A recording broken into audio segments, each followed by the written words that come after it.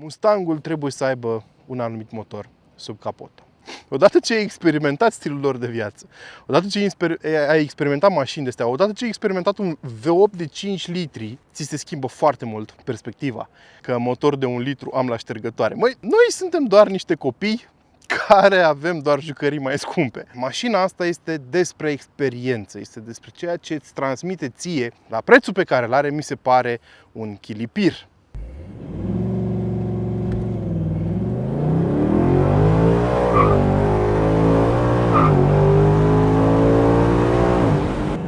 Doamne, nu o să mă pot sătura de sunetul ăsta niciodată. Pentru că nu cred că e o coincidență faptul că mi-au cerut atât de mulți copii să facă poze în ea. Pur și simplu te fascinează când o vezi.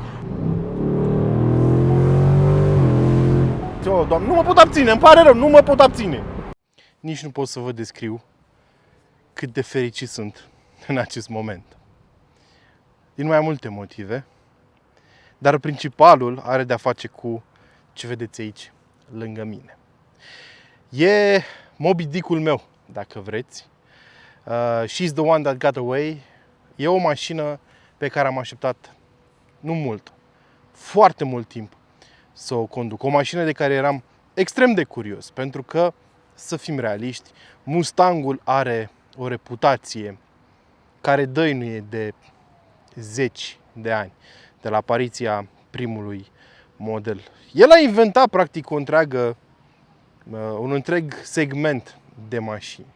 Și deși am locuit în America destul de mult timp, în toată perioada în care am locuit acolo, nu am reușit să conduc o astfel de mașină cu toate eforturile mele.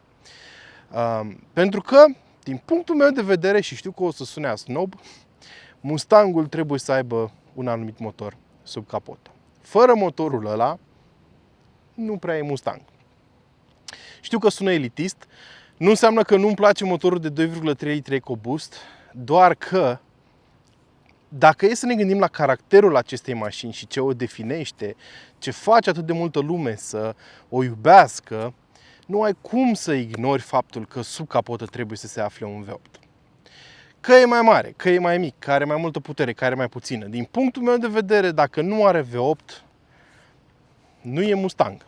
Și știu că o să supăr foarte multă lume cu afirmația asta. Dar asta este părerea mea și mi-o susțin și o să vedeți că o să o susțin pe parcursul acestui clip. Dar nu pot să încep acest clip fără a da credit acolo unde trebuie. Fără a mulțumi persoanelor care au făcut toată chestia asta posibilă. Știți cine sunt aceste persoane? Voi. Fără voi nu aș fi putut să mă bucur de așa ceva. Fără oamenii care mă urmăresc, nu aș fi putut ajunge în situația asta. Nu aș fi putut ajunge la volanul acestei mașini pentru o perioadă atât de lungă și atât de costisitoare. O să vorbim despre asta mai târziu. Așa că vă mulțumesc că sunteți aici. Vă mulțumesc că mă urmăriți și faceți canalul în continuare relevant. Nu suntem chiar acolo unde aș dori. Mi-aș dori ca mai mulți dintre voi să dea subscribe. Peste 70% dintre voi nu sunteți abonați. Dacă ați face asta, m-ați ajuta, poate, să fiu mai relevant și pentru mai mulți importatori, să fiu și eu invitat la anumite lansări internaționale și în anumite locuri, unde eu chiar cred că merit să ajungem cu toții, pentru că și voi călătoriți acolo cu mine. Până atunci, abonați-vă, dați un like, un share, un subscribe, un comentariu și spuneți-mi părerea voastră despre mașină. Să începem povestea lui Ford Mustang.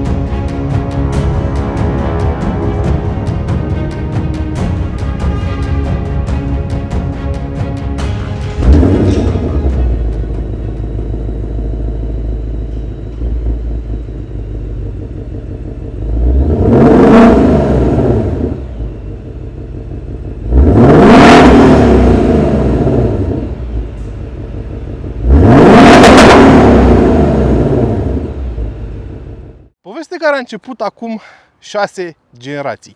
Ce vedeți aici lângă mine este a 7-a generație, lansată anul trecut, iată că a ajuns acum și în România. Și Mustangul în Europa nu este o mașină pe care o vezi atât de des, din motive destul de evidente. De altfel, trebuie să conduci o astfel de mașină ca să înveți să apreciezi altfel modul în care fac americanii lucrurile. Știu, noi aici, pe partea asta a Atlanticului, facem caterincă de ei de foarte multe ori, că, domnule, au ei motoare mari cu putere mică, domnule, că nu pot să iau o curbă, domnule, că nu știu ce, domnule, că nu știu cum. E adevărat, în multe privințe, noi facem lucrurile foarte diferit. Dar, odată ce ai experimentat stilul lor de viață, odată ce ai experimentat mașini de astea, odată ce ai experimentat un V8 de 5 litri, ți se schimbă foarte mult perspectiva.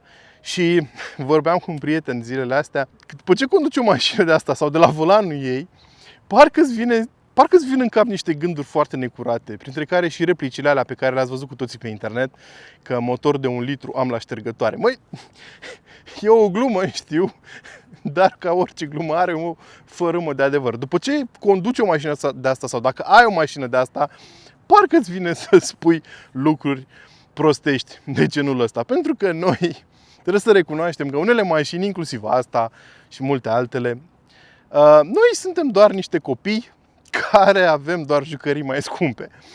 Pentru că mașina asta este doar despre experiență, este despre ce te face să simți, este despre cum te simți la volanul ei și cum se raportează alți oameni la tine. Despre asta este. Pentru că Mustangul este foarte prost înțeles de unii și conceput și considerat o mașină super sport. Dacă ne referim la Mustangul normal, nu se pune problema. Sigur, există versiuni de performanță, GT350R, GTD-ul care va veni pe platforma aceasta, pe, generația aceasta, mașini pregătite de circuit care chiar știu performanță, dar GT-ul normal nu este o mașină super sport. GT-ul, mașina aceasta, este un cruiser. Este un cruiser și un bruiser, aș zice. Este o mașină confortabilă, foarte puternică, cu un sunet absolutamente demențial, care te face să te simți într-un anumit fel. Nu este cea mai agilă, nu este cea mai rapidă, nu ia curbele cel mai repede și mai eficient, pentru că nu despre asta este vorba. Mașina asta este despre experiență, este despre ceea ce îți transmite ție ca o pasager sau ca șofer atunci când ești în ea. Despre asta este Mustangul și vreau să stabilim asta de pe acum ca să nu ne contrazicem degeaba în comentarii, pentru că prevăd că există niște oameni care deja scriu un M4 îl bate, un C63 mai rapid. Nu contează. Credeți-mă că dacă vă urcați la volanul ei, nu o să vă pese de chestii de genul ăsta. Pentru că nu asta este ideea. Haideți să vorbim despre mașina de față. Generația 7 de Mustang, cum vă spuneam, care acum în Europa nu mai vine cu motorul de 2,3 litri EcoBoost. Aparent au fost probleme cu emisiile pentru motorul acela și s-a renunțat la el și s-a optimizat V8-ul de sub capota acestei mașini pentru a putea fi vândut în continuare în Europa. Deci, de anul acesta Europa primește doar GT-ul, doar bijuteria asta pe roți. Sub capotă vei găsi un V8 5 litri aspirat, care a fost subtil modificat pentru această generație în două sensuri. În primul rând, pe partea de performanță. O să vedeți că, comparativ cu generația trecută, a pierdut câțiva căluți. Acum dezvoltă 446 de cai și 540 Nm cuplu. Asta pentru că are un filtru de particule și a fost modificat subtil pentru a se încadra în limitele de emisii pentru o mașină de dimensiunea asta cu motorul ăsta. Pentru că emisiile, apropo, în cazul în care nu știați, și limitele de emisii pe care le calculează Uniunea Europeană țin cont și de dimensiunile mașinii și de capacitatea motorului. Deci trebuie să fie un raport ideal, nu e vorba doar de dimensiune mică. Da? Și ce s-a întâmplat practic sub capota acestei mașini? Păi, cel mai important lucru care s-a schimbat a fost admisia. Avem două clapete de accelerație, două trasee, câte unul pentru fiecare banc de cilindri, pentru a optimiza inducția. Și vă spuneam, s-au pierdut câțiva căluți, dar caracterul este în continuare acolo și nu vine să cred cât de bine sună mașina asta, chiar și cu filtru OPF pe ea. Pe partea de transmisii, din fericire pot să vă spun că avem în continuare cutie manuală la dispoziție dacă vreți să o luați, dar și această cutie în 10 rapoarte pe care avem noi pe mașină, care își face treaba destul de bine. O să vorbesc ceva mai târziu despre ea. Iar pe partea de design, mie mi se pare că această versiune S560 este mai mult o evoluție a vechiului model. S-au schimbat, bineînțeles, farurile, s-a schimbat profilul barei din față, avem câteva elemente noi, dar per total arată în continuare bestial comparativ și cu vechiul model și mi se pare că atrage foarte multe priviri pe stradă, pentru că are foarte multe linii ascuțite, unghiuri foarte agresive și îmi plac foarte mult și aceste 3 elemente din far care sunt mai aproape de Corona Rings decât au BMW în momentul de față pe mașinilor. Bineînțeles, zona din față are deschideri ample pentru că ai nevoie de foarte mult aer sub capotă pentru monstrul care să răsuiește acolo. Un motor de altfel denumit Coyote de către pasionații Ford și există și o versiune, sau exista o versiune, momentan nu mai e produsă, dar poate va reveni, cu flat plane crank care se numea Voodoo. Mașina în sine este de dimensiunile este un pic mai mare decât un Seria 4. Deci prin segmentul ăsta se luptă, un segment D. Teoretic are 4 locuri, o să vedeți că nu există foarte mult loc în spate și înainte să trecem mai departe, îmi place și zona din spate unde iarăși stopurile au fost restilizate, dar rămân în continuare fidele originalului, pentru că fiecare generație de Mustang, bine cu câteva excepții, fiecare generație de Mustang a încercat să preia forma originalului Fastback și să o aducă cât mai aproape de timpurile moderne. Personal mi se pare că arată absolut genial. Dacă ar fi ceva ce a schimbat la configurația asta, ar fi roțile. Jantele de 19 mi se par micuțe pentru dimensiunea mașinii și mi se pare că nu umplu zona de sub aripă foarte bine. Acestea de pe mașină sunt jante opționale, dar dimensiunea este aceeași, indiferent ce set ai dori să-ți iei pe GT-ul Performance pe care îl avem noi aici.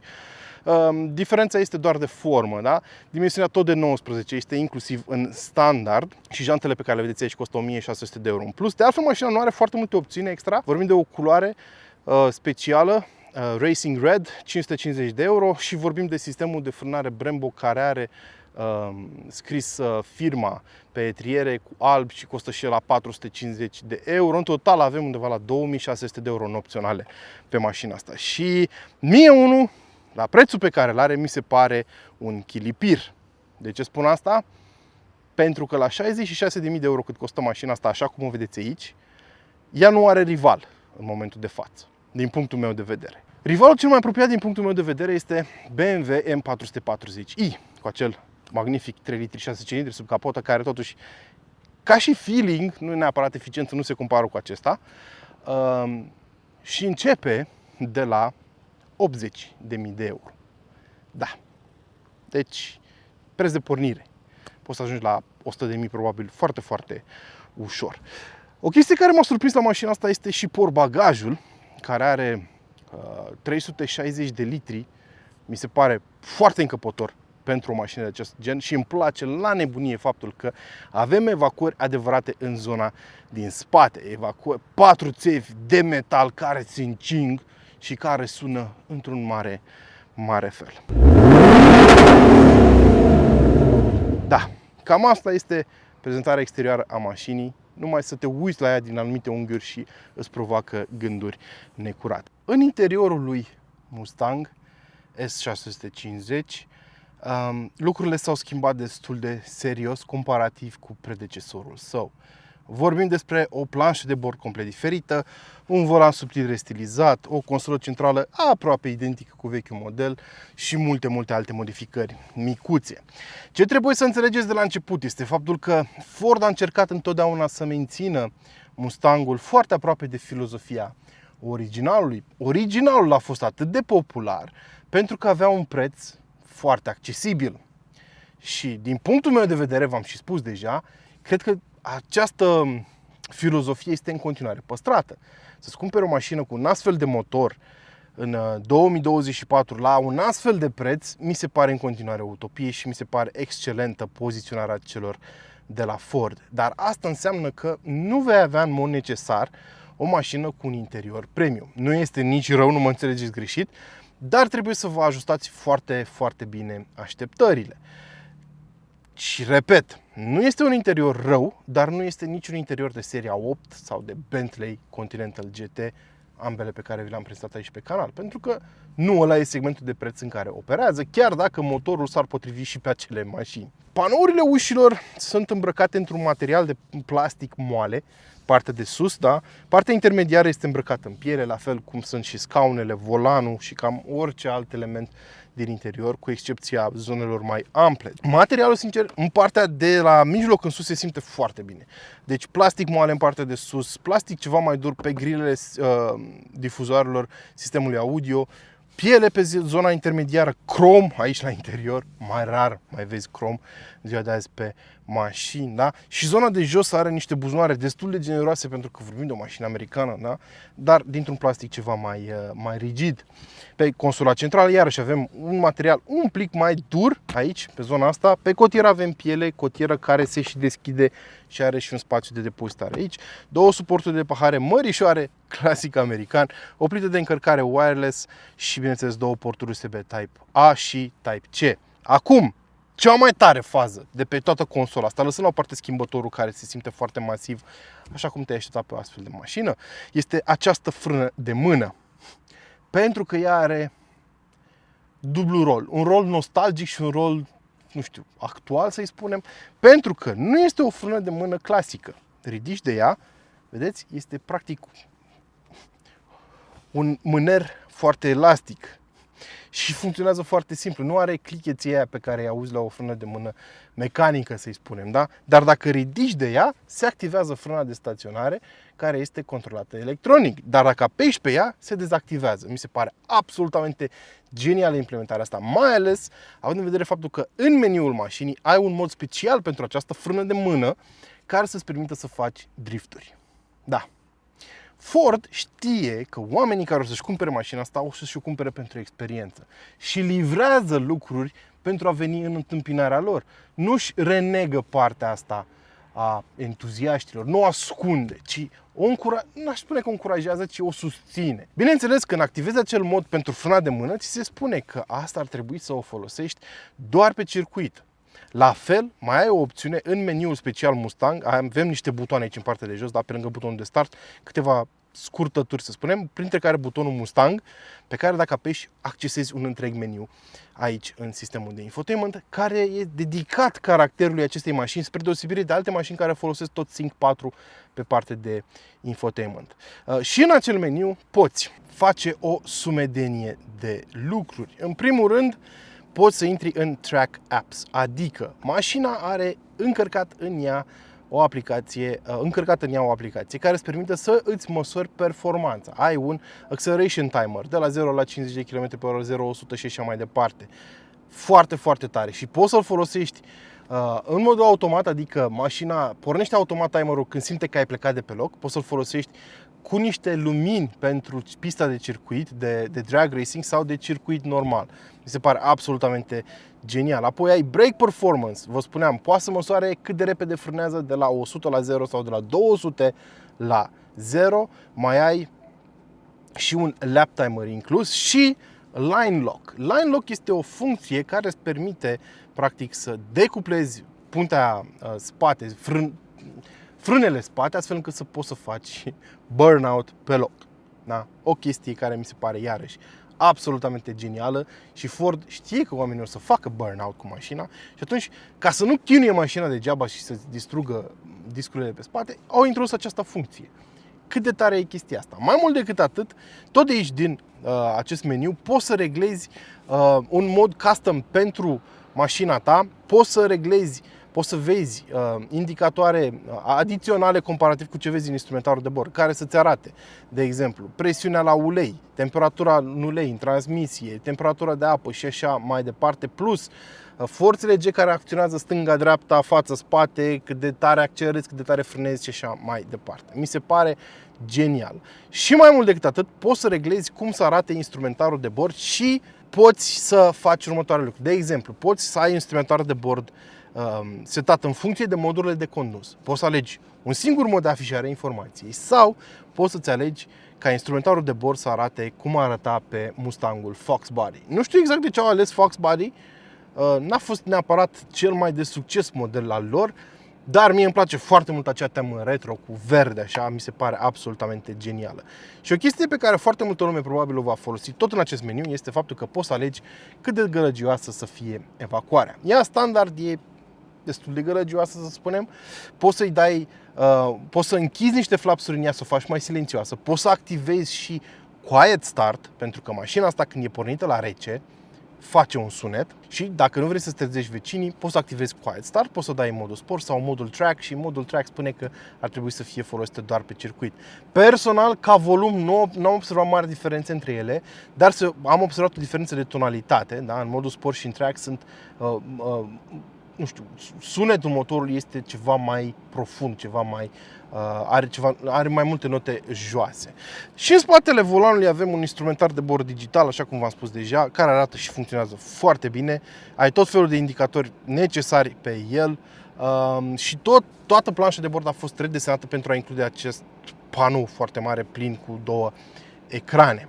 Personal, poate că prefer versiunea anterioară, îmi plăcea mai mult să am două blocuri separate, asta am spus la foarte multe mașini, dar îmi place foarte mult ce a făcut Ford aici. Am spus asta de foarte multe ori, respectiv faptul că dacă tot avem ecrane în mașini, hai să le facem cât mai customizabile. Și Ford, de exemplu, ne-a oferit posibilitatea de a folosi acea temă retro. Da? De ce nu pot să facă și alți producători chestia asta? Și mă uit direct la BMW. V-am spus de multe ori, la BMW nu-mi place instrumentarul actual de bord pentru că arată foarte ciudat, nu are nicio legătură cu heritage-ul brandului și din moment ce este ecran, de ce nu mi oferă BMW posibilitatea, și alți producători, nu numai BMW, să pot să-mi pun eu aici o temă care îmi place, nu știu, să am ceasurile pe care le avea E60 M5 sau E46 M3 sau etc. Mi-ar plăcea extrem de mult. Haideți să profităm de tehnologia asta, nu să ne limităm în ea. Încă o chestie la care nu m-am așteptat și am învățat și eu, ca și voi și mulți alții, despre Mustang, este cât de confortabile sunt scaunele. Când te așezi în ele, ai impresia că stai într-un fotoliu de piele. Deci, dacă te gândești că mașina asta e una super sport, din momentul în care te-ai așezat în scaun, îți dai seama că nu e cazul. Sunt late scaunele, sunt mari să te susțină, da? Dacă ești un om cu dimensiunile mele, sunt absolut perfecte pentru tine și îți spun că nu sunt făcute neapărat să te țină cât mai bine și cât mai strâns pe loc. Sunt făcute să-ți ofere în primul rând confort. Despre asta este vorba.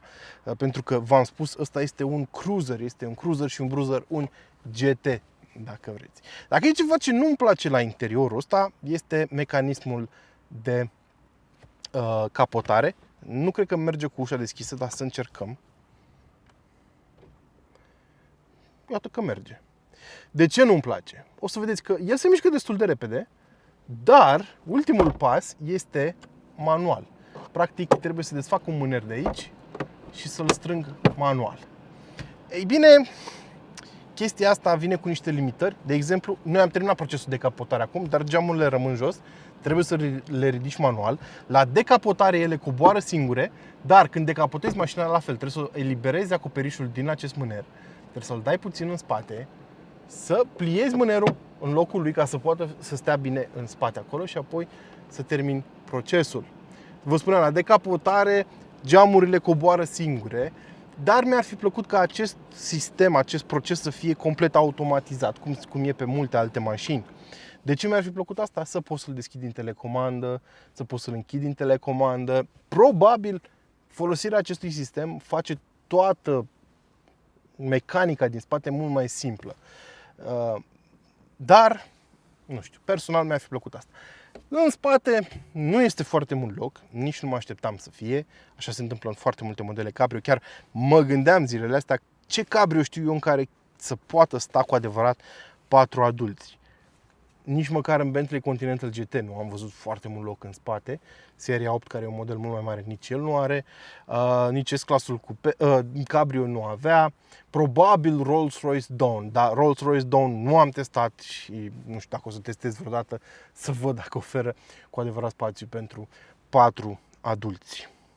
Teoretic, acest Mustang cu 500 de cai trimiși doar pe puntea spate face 100 în 5 secunde conform celor de la Ford. Dar din experiență vă spun că de obicei mașinile americane de genul ăsta cu multă putere, și nu numai americane, mașinile cu multă putere și cu o singură punte motrice au de multe ori probleme în a pune toți acei căluți la asfalt. Așa că zic să testăm în cât timp face mașina asta 100 și vă spuneam de aplicația asta, avem un timer aici, nu ne trebuie echipament special și mi se pare foarte tare faptul că poți să-l activezi. Hai să vedem.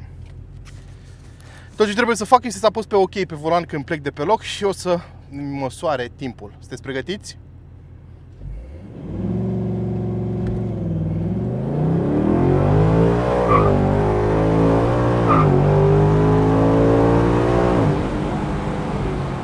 Uh! 4,7 secunde. 4,7 secunde și mai devreme am făcut același launch în direcția cealaltă și am scos 4,3 secunde. Deci considerabil mai rapid decât pretinde Ford. Și mașina asta mi se pare absolutamente genială. Mi se pare că e unul dintre ultimii mohicani, ultimele modele pe care le mai putem cumpăra în ziua de azi, care să livreze astfel de senzații. Nu mai ascultați un pic.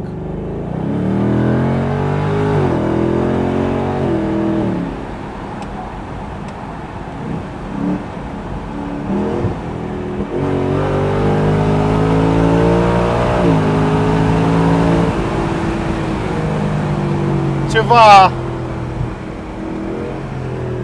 absolutamente genial.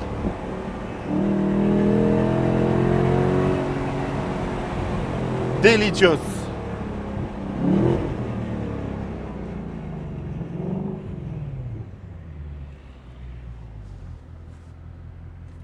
Am stop.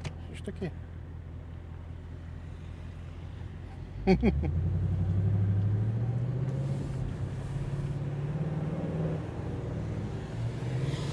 Toată lumea, cât am avut mașina asta pe mână, mi-a dat numai cu thumbs up peste tot. Nu pot să vă spun cât copiii m-au rugat, mă rog, copiii părinților, pentru că ei nu îndrăzneau să facă poze în mașina asta. E cu adevărat o mașină care atrage foarte multă atenție, dar asta v-am spus deja. Hai să vorbim de specificațiile tehnice și de cum se conduce monstrul ăsta. Păi, v-am spus, 5 litri, 446 de cai, 540 Nm, dar e un motor aspirat și trebuie să-l turezi și o să-ți placă să-l turezi. O să-ți placă la nebunie să-l turezi. Eu personal am mers, cred că am și chinuit mașina asta destul de mult, am mers mai mult pe modul manual, pentru că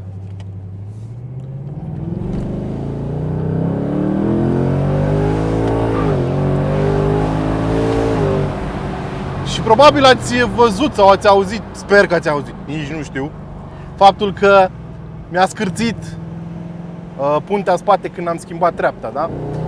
Asta se va întâmpla foarte des. Și inițial am crezut că e o problemă cu anvelopele. Când locuiam în America în 2017, am testat un Dodge Challenger Hellcat, care, probabil știți, are 707 cai, un motor supraalimentat, și care, în standard, s-au gândit cei de la Dodge să îl echipeze cu anvelope all season. Cu modelul ăla, eu nu am reușit să scot nici măcar pe aproape timpii de accelerație pe care îi pretinde compania, pentru că, bineînțeles, având atâta putere, atâta cuplu, patinam de fiecare dată când încercam să lansez mașina. Și mașina aia, spre deosebire de asta, are și launch control. Adică aici, de exemplu, când am făcut accelerația asta, n-am activat niciun launch control. A fost totul din picior, din gleznă, cum se spune. Da? Și acolo nu reușeam deloc să pun puterea jos și eram foarte dezamăgit. Aici am observat într-adevăr o tendință a punții spate de a derapa. E o tendință pe care o să o observ destul de ușor. De altfel există și o memă pe internet cu șoferii de Mustang care pleacă de la Car Meets, Probabil știți mema. Și conducând mașina asta înțeleg de ce se întâmplă chestiile alea. Pentru că puntea spate rupe aderența foarte, foarte ușor. Și nu am anvelope all season, n-am anvelope slabe. Vorbim de Pirelli P0, care sunt anvelope totuși de performanță. Și totuși, tot ce trebuie să faci este să accelerezi un pic mai tare. Dacă o calci un pic mai tare pe coadă pe mașina asta, imediat o să simți spatele cum dansează. Este atât de simplu.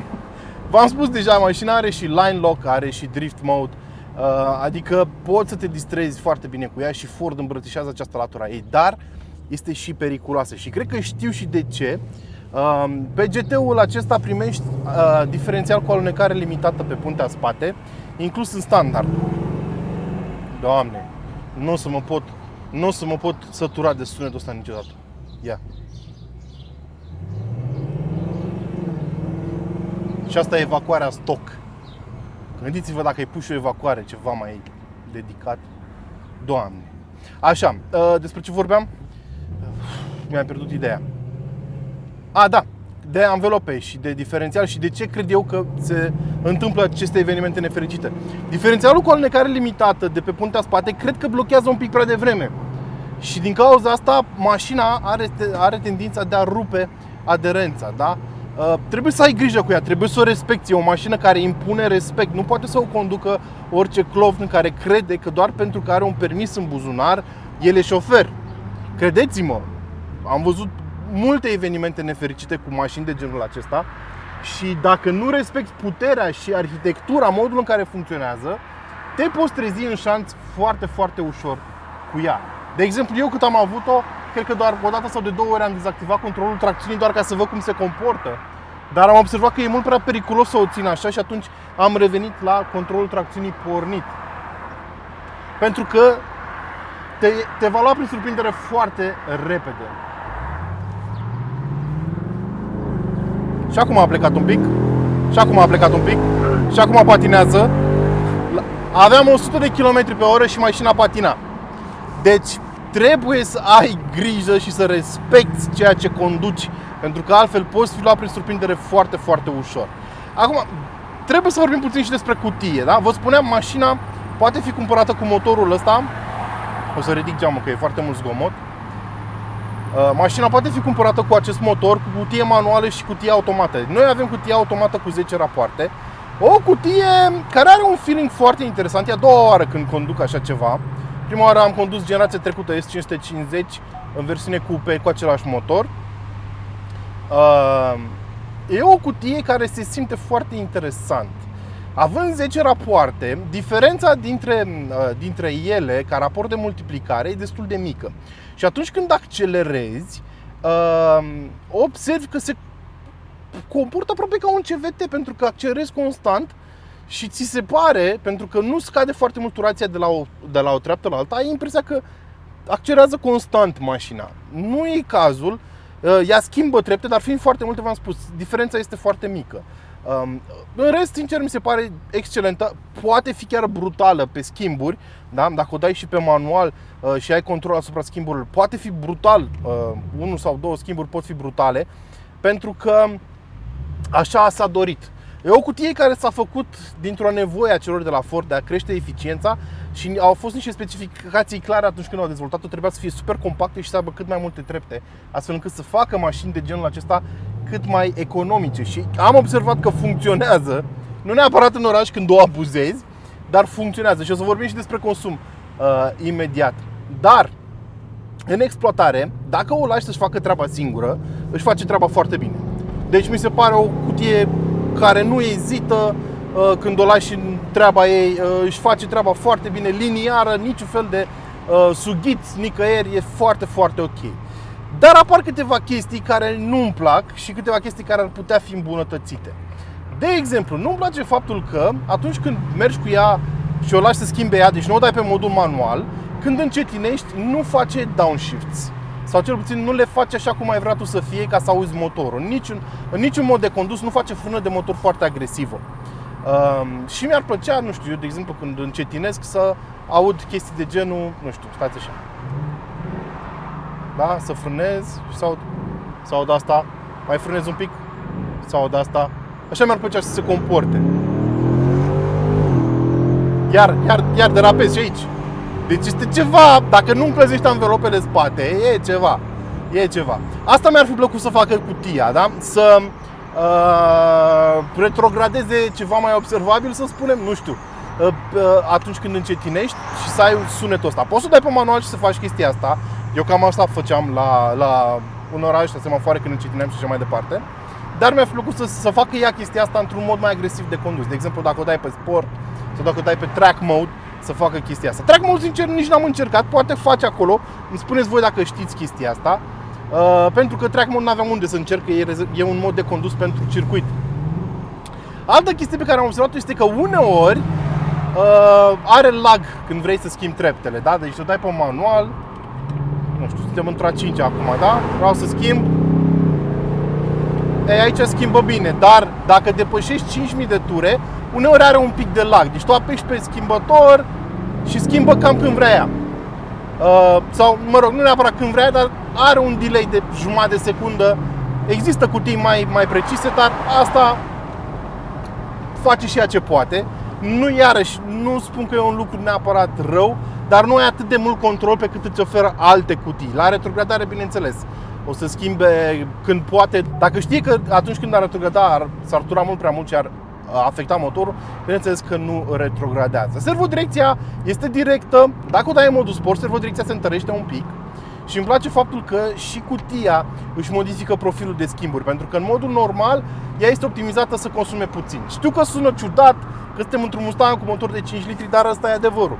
E optimizată să consume puțin și atunci schimburile vor fi un pic letargice, mai ales pe retrogradare sau dacă vrei să mergi ceva mai rapid, da, apeși mai tare pe pedală, până retrogradează va dura un pic. Când o dai pe modul sport, ea stă într-o gamă mult mai ridicată de ture. Autobuzele vieții, a scos ăsta un fum. Dar când o dai pe sport, se comportă fix așa cum ar trebui și eu am petrecut cea mai mare parte a timpului în modul sport.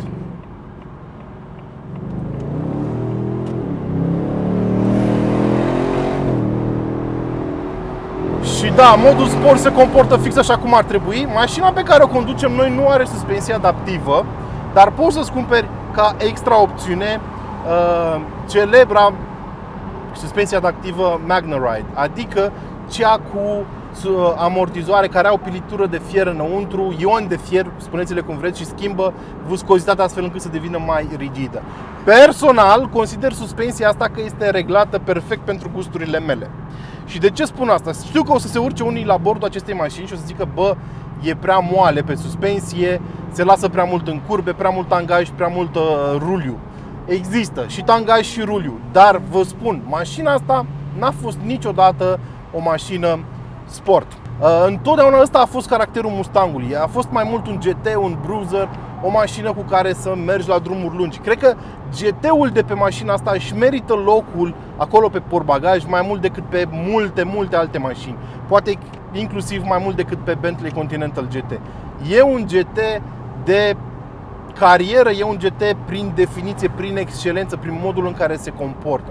Și atunci, da, suspensia putea fi mai precisă, putea fi mai rigidă, dar poți să o faci așa dacă vrei. Și partea și mai mișto e că Mustangul, Ford îți oferă, dacă vrei chestia asta, îți oferă mașini pregătite de circuit, îți oferă mașini care sunt foarte bune, cum era la generația trecută, GT500, GT350R.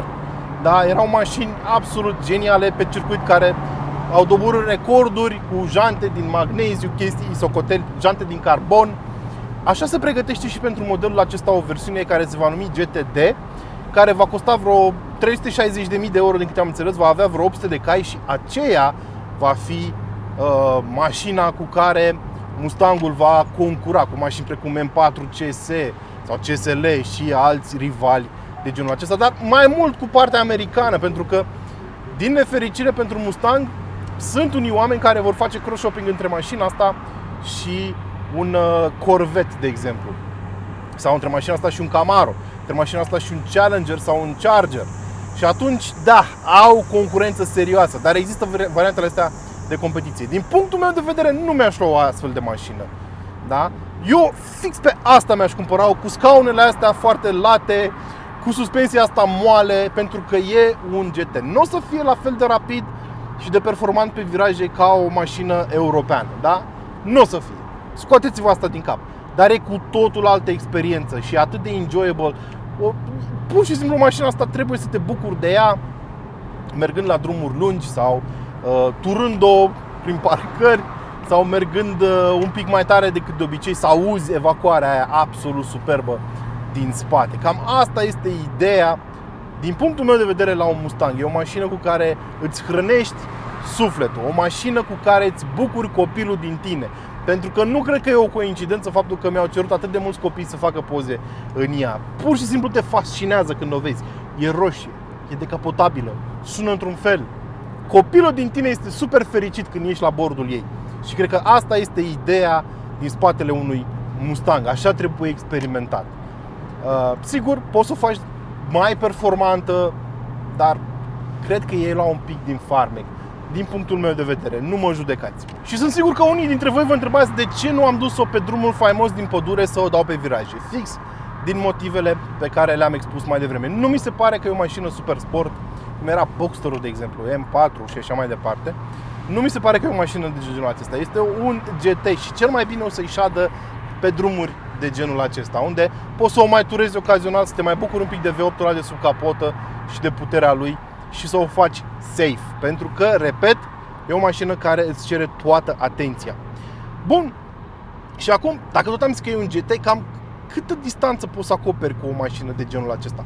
Până unde poți să călătorești cu un plin? Rezervorul are 61 de litri și când am preluat mașina, autonomia afișată de ea era de 186 de kilometri.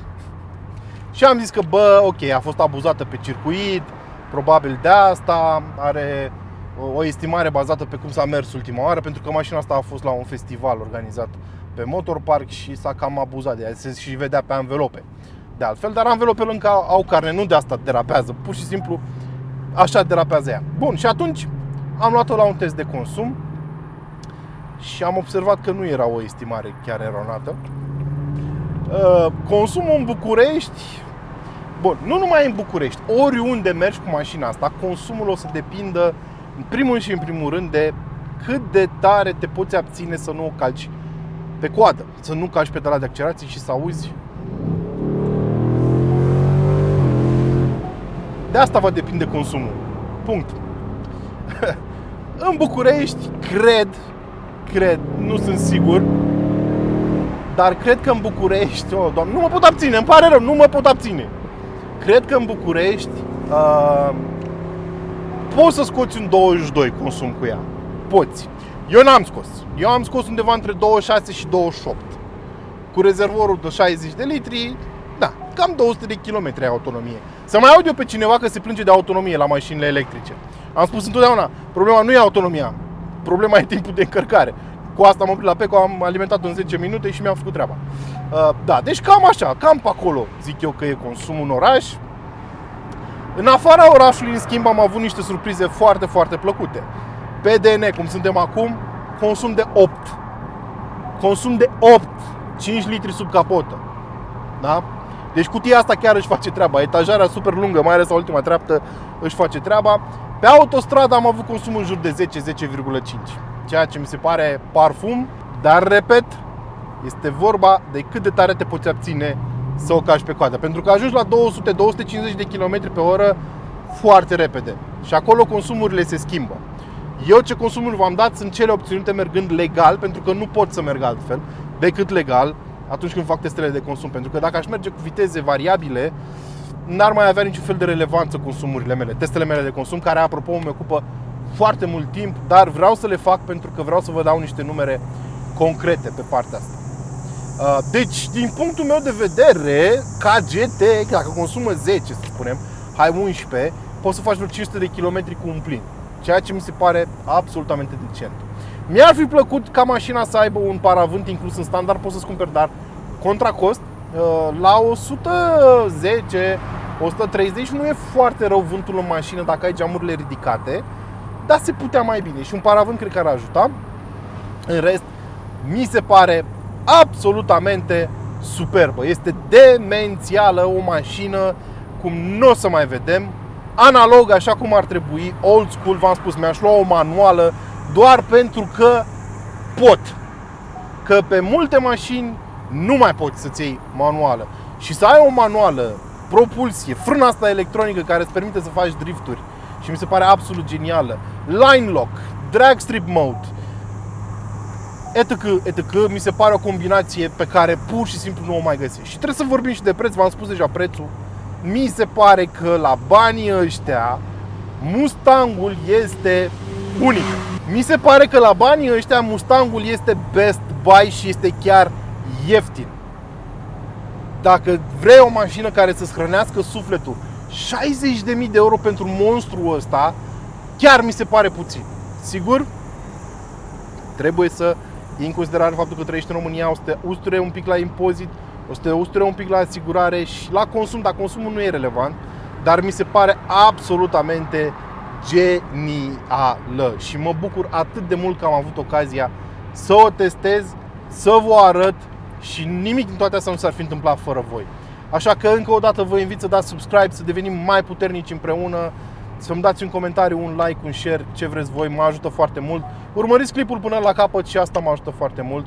Și până data viitoare, nu uitați să vă hrăniți pasiunile. Eu am fost Gabriel, acesta a fost Ford Mustang GT și până data viitoare vă urez numai mașini care să vă împlinească. Hai să mai accelerăm o dată, că și așa nu mai am benzină.